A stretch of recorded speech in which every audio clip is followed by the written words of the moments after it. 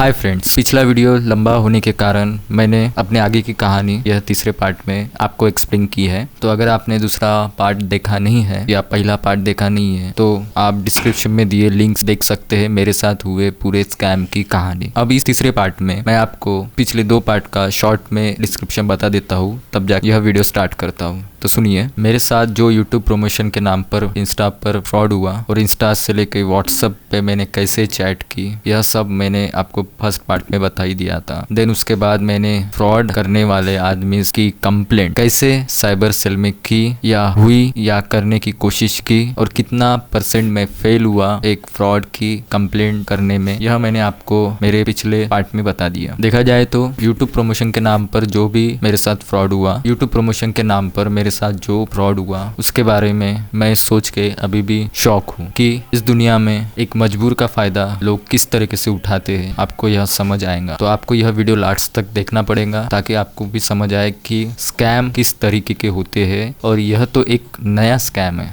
आप बोल सकते हैं नया स्कैम है। देखिए, स्कैम इस दुनिया में, हमारे इंडिया में स्कैम बहुत प्रकार के हैं। अब उनमें से अगर एक स्कैम भी उठा के देखे तो उस स्कैम के और पार्टीशन हमें मिलेंगे। प्रमोशन के नाम पर जो फ्रॉड होते हैं, खास करके यूट्यूब प्रमोशन के नाम पर, यह तो अभी लेटेस्ट में चल रहा है आई थिंक, बिकॉज आपको यह झांसा देके फंसाते हैं लोग कि हाँ भाई ये जेन्युइन सब्सक्राइबर है, जेन्युइन वॉच टाइम है, और आप यूट्यूब में आगे बढ़ने के लिए यह करते भी है। आप इनके झांसे में फंसते भी है क्योंकि आपको भी जरूरत होती है इन सब चीज़ों की। लेकिन यह कुछ गलत भी नहीं है कि आपको अगर इन चीज़ों की ज़रूरत है तो आप क्यों ना इनसे डिस्कस करें, क्यों ना मैं पैसा दूँ, बराबर। तो छोड़िए, वो बात अलग है कि जिसकी उसकी चॉइस है। जैसे मेरी चॉइस थी कि हाँ भाई मैं भी पैसा देके, मैं भी प्रमोशन करके अपने सब्सक्राइबर और वॉच टाइम बढ़ाऊँ, सभी जन करते हैं। लेकिन मैंने सोचा कि चलो मैं एक तो भी ट्राई करूँ। मैंने किया और मैं इसी चक्कर में एक फ्रॉड का शिकार हो गया, एक स्कैम का शिकार हो गया। तो वीडियो को आगे बढ़ाते हैं। पिछले पार्ट में मैंने आपको बताया था कि कैसे मैंने पुलिस स्टेशन में जाके, कैसे मैंने ऑनलाइन साइबर क्राइम पोर्टल पे शिकायत दर्ज की और फेल हो गया, वहाँ पर भी मेरी कंप्लेंट नहीं ली गई। कैसे मैं फिर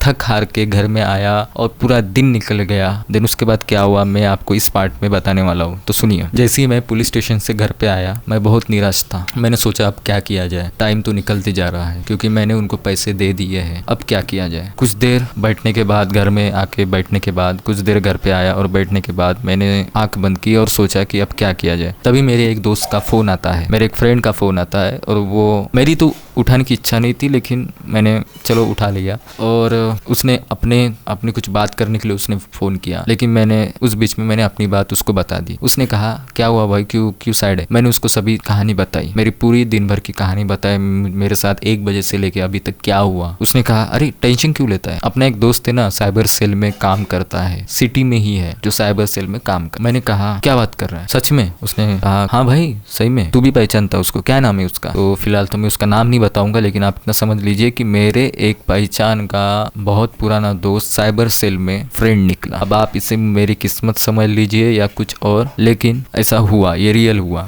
मेरे साथ। अब बातें हैं आगे क्या हुआ। उसका नंबर भेजता हूँ तुझे, तो उससे बात कर ले, अपनी प्रॉब्लम बता, वह तेरी बात प्रॉब्लम सुनेगा और सॉल्व भी कर देगा आई थिंक। मैंने उसको कहा कि हाँ भाई सही में कर देगा ना, मुझे होप तो है क्योंकि मेरे साथ अभी इतना जो 7,000 का स्कैम हुआ है, आई थिंक ये रिकवर होंगे या नहीं इसका टेंशन मुझे अभी भी है। उसने कहा एक बार बता तो दे, शायद हो जाए प्रॉब्लम सॉल्व। तो मैंने कहा कि ठीक है। उसने नंबर भेजा, मैंने तुरंत के तुरंत उस नंबर पर मेरे पुराने दोस्त को कॉल किया जो साइबर सेल में काम करता है। अब जब मैंने उसको कॉल किया तो थोड़ी देर बाद उसने उठाया और मैंने उसको प्रॉब्लम बताई अपनी। उसको सबसे पहले मेरी आइडेंटिटी बताई। मैंने कहा हाँ भाई, उसने पहचाना, मैं पहचान तो बोले तुझे, ठीक है। देन उसके बाद उसने पूछा कि क्या प्रॉब्लम है बता। मैंने उसको सभी चीज़ें बताई कि मेरे साथ फ्रॉड हुआ है, ये हुआ। तो उसने कहा कि तूने सबसे पहले ऑनलाइन शिकायत दर्ज की। मैंने कहा हाँ भाई, वह तो सबसे पहले की, मैंने ऑनलाइन शिकायत दर्ज मैंने सबसे पहले की, लेकिन कोई फ़ायदा नहीं हुआ। 1930 पे कॉल करके भी ना मेरा कॉल लगा ना कुछ। 10, 20, 25 बार, 30 बार मैंने कॉल कर दिया और ऑनलाइन शिकायत भी दर्ज की, कुछ नहीं हुआ। उसने कहा क्या बात कर रहा है, नहीं हुआ ना, चल कोई बात नहीं, रिलैक्स। तू 1945 पे कॉल लगा। देखिए ध्यान से सुनिए, 1945 देखिए ध्यान से सुनिए, 1945 पे कॉल लगा। मैंने कहा क्या बात कर रहा है, 1930 तो नंबर है, 1945 कहाँ से आ गया? उसने कहा तू लगा तो सही है, मैं खुद साइबर सेल से हूँ भाई, तो तू लगा वहाँ 1945 पर कॉल लगाने के बाद तू उनको ऑनलाइन कंप्लेंट रजिस्टर कर। मैंने कहा पक्का लगेगा? उसने कहा हाँ भाई ठीक है लग जाएगा, तू फिर कंप्लेंट करने के बाद मुझे बताना रिपीट कॉल करके कि किया कि नहीं किया। मैंने कहा ओके भाई थैंक यू यार। देन मैंने फोन रखने के बाद तुरंत 1945 पर कॉल किया। और आपको क्या लग रहा है, कॉल लगा? आप सही है, कॉल लगा, फाइनली कॉल लग ही गया। अब वहाँ से जैसे ही साइबर सेल के एम्प्लॉय ने मुझसे बात की कि सर आपको क्या हुआ, क्या कंप्लेंट दर्ज करवानी है, तो मैंने कहा सर ऐसी ऐसी बात हुई है मेरे साथ, तो आप रजिस्टर कर लीजिए। तो आप समझ लीजिए कि मेरी बात टोटल 1 से 1.5 घंटे तक बात हुई उनसे ऑनलाइन कंप्लेंट रजिस्टर करने के लिए। आपको एक बात बता देना चाहता हूँ कि अगर आप ऑनलाइन साइबर सेल में शिकायत दर्ज करते हो तो आपको स्टार्ट से लेके एंड तक पूरी बातें बतानी पड़ती है उनको। अब इसमें आपको 1 घंटा भी लग सकता है, 2 घंटा भी लग सकता है, जितना चाहे उतना घंटा लग सकता है। वो आपकी पूरी A to Z कन्वर्सेशन को रिकॉर्ड भी करते हैं और कंप्लेंट रजिस्टर करते हैं। अब देखिए पूरे क्वेश्चन वही पूछते हैं, आपको बस बताना होता है कि ये हाँ ये हुआ, स्टेप बाय स्टेप आपको बताना पड़ता है। तो मैंने भी कुछ इसी तरीके से किया। मैंने स्टार्ट से लेके एंड तक पूरी कहानी बताई। मैंने जैसे जैसे उनको कहानी बताते गया, अब इसमें भी मेरे साथ एक गड़बड़ हो गई। अब वो गड़बड़ आपको आगे बताता हूँ। गड़बड़ ऐसी हुई, उस दिन मौसम खराब होने के कारण ना मुझे उनकी आवाज़ बराबर आ रही थी, ना मेरी आवाज़ उनको बराबर जा रही थी। आप बोल सकते हो कि कंजक्शन प्रॉब्लम था, यह बात तो ठीक है कि था, कंजक्शन प्रॉब्लम था, ना आवाज आने जाने का प्रॉब्लम था, लेकिन सभी बातें बराबर रजिस्टर हो गई। जिस अकाउंट पे मैंने उनको फ्रॉड वाले को, स्कैम वाले को मैंने पैसे ट्रांसफर किए थे, उसका ट्रांजैक्शन आईडी पूछा, मैंने उनको बताया। तो आप समझ सकते हो कि मुझे कितनी दिक्कत गई होंगी।